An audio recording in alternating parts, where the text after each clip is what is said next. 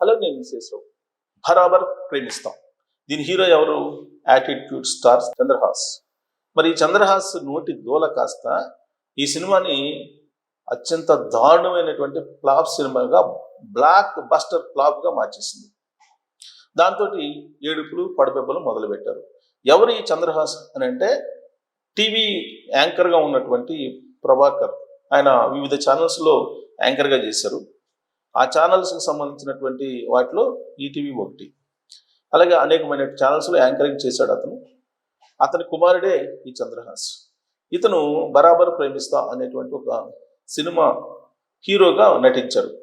దానికి 2 కోట్లు పెట్టి సుమారుగా సినిమాని నిర్మించారు. ఈ సినిమాని రిలీజ్ చేసే ముందు ప్రీ రిలీజ్ ఫంక్షన్ చేశారు.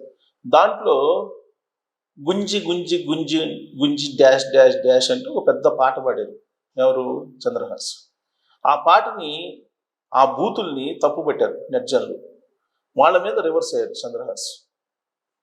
అది కలిసి వస్తుంది సినిమాకి అనుకున్నారు. పబ్లిసిటీకి వివాదాస్పదం కలిసి వస్తుందని చెప్పి అనుకున్నాడు. కానీ అది బూమ్రాంగ్ అయింది. పైగా దానికి గెస్ట్గా హాజరైనటువంటి జేడి చక్రవర్తి ఇతను పాడినటువంటి పాటకి క్షమాపణ చెప్పాల్సి వచ్చింది. తీరా సినిమా రిలీజ్ అయింది. సినిమా రిలీజ్ అయిన తర్వాత మొదటి రోజే ఈగలు తోలుకున్నటువంటి పరిస్థితి. టోటల్ గ్రాస్ 33 లక్షలు వచ్చింది. ఆ తర్వాత రోజు 22 లక్షలు, ఆ తర్వాత రోజు 12 లక్షలు, తర్వాత వీక్ డేస్కి వచ్చేటప్పటికి 8 లక్షలు, 7 లక్షలు ఇలా వచ్చింది. టోటల్గా ఇప్పటి వరకు 95 లక్షలు సుమారుగా వచ్చింది అని అంటున్నారు గ్రాస్. అంటే మొత్తం పోగా నెట్ వచ్చేసి ఒక 30 నుంచి 40 లక్షలు లేదా 50 లక్షలు మ్యాక్సిమం. అంటే 1.5 కోటి బొక్కబడింది.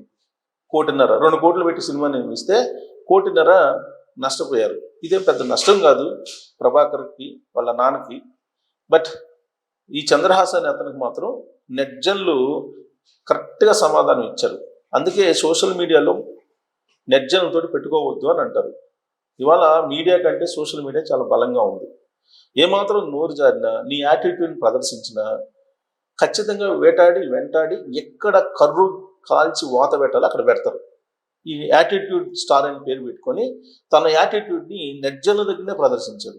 నెట్జన్ల మీదనే నేను ఇంతే, నేను పాడతాను అని చెప్పి ఆయన ఏదైతే అన్నారో దాంతో తోక కట్ చేశారు.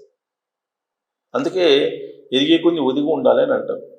కానీ దానికి భిన్నంగా ఈ చంద్రహాస్ వ్యవహరించారు. అందుకే ఆ సినిమా ఇప్పుడు బాక్స్ ఆఫీస్ నుంచి దూరంగా పోయింది. ఇది జనరల్గా సినిమా థియేట్రికల్ దాంట్లో ఫెయిల్ అయిపోయింది. మరి శాటిలైట్ కానీ లేదంటే ఓటీటీల్లో కానీ డిమాండ్ ఉండాలి కదా. ఓటీటీలో తీసుకునేవాళ్ళు లేరు, శాటిలైట్ రైట్స్ కొనేవాళ్ళు లేరు అని చెప్పి టాలీవుడ్లో టాక్ నడుస్తుంది. మరి ఇంత దారుణమైనటువంటి పరిస్థితి ఎందుకు వచ్చిందంటే, ఆ సినిమా బాగలేకపోయినప్పటికీ అతని యాటిట్యూడ్ ఏదైతే ఉందో ఆ యాటిట్యూడ్ కారణంగానే ఓటీటీల్లో స్థానం లభించట్లేదు. అలాగే శాటిలైట్లో కూడా కొనేవాళ్ళు లేరు. సరే, ఇక ఓవర్సీస్ బిజినెస్ అయితే నిల్ అని చెప్పి అంటున్నారు టాలీవుడ్లో. అంటే వెరసి ఆ సినిమాలో నటించినట్టు హీరో చంద్రహాస్ని చూడలేకపోయారు ప్రేక్షకులు. కారణం ఏంటంటే అతని యాటిట్యూడ్ మీద నెగిటివ్ ఇంపాక్ట్ సమాజంలోకి వెళ్ళిపోయింది. కాబట్టి హీరోలు ఎప్పుడైనా సరే ఒబీడియంట్గా ఉండాలి, పబ్లిక్ ప్లీజెంట్గా ఉండాలి.